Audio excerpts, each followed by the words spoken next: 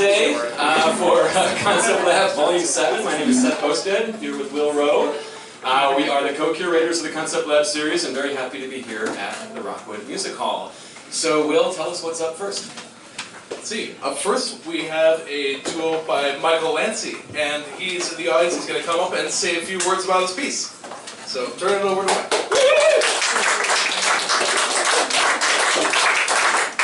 Thank you, Will and Seth, for having me tonight, and Talia and Miles. And this is awesome. It's my first Concept Lab, and really happy to be here. So the piece you hear today is called Finding Unison. So I wrote this a few years ago, and I was never quite happy with it. So this has been a great opportunity to workshop this piece. And the whole concept of the piece is basically around this idea of, well, basically I was riding the subway, like in our wonderful MTA here, and I was observing two people watching the same news broadcast on their phone, but just like slightly out of synchronization.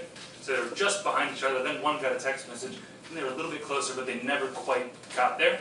So this piece is kind of basically just like one line that both of these instruments try to basically come together, and they do at times, and then they grow apart again, etc. So thank you again. Cheers.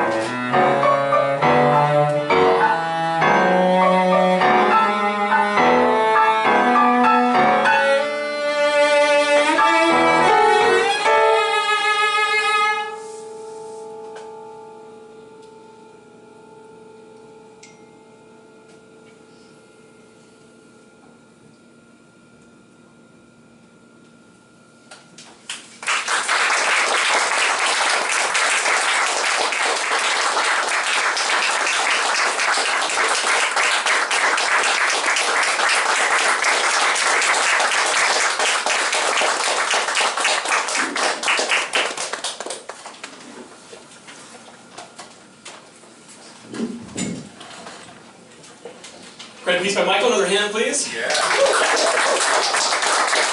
I was thinking if I'm on the train and someone's watching a video with their phone on, I don't usually write a piece about it. I usually think to myself, you asshole. I don't listen to your movie or whatever. But Michael's a different kind of guy.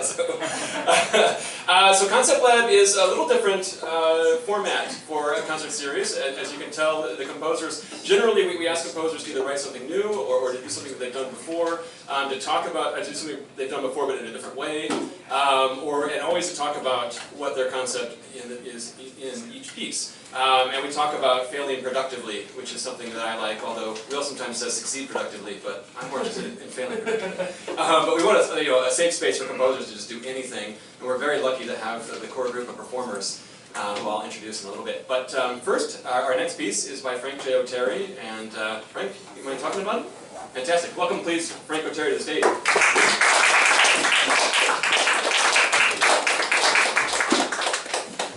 So this is actually the oldest piece on the program, but it's a bit of a misnomer.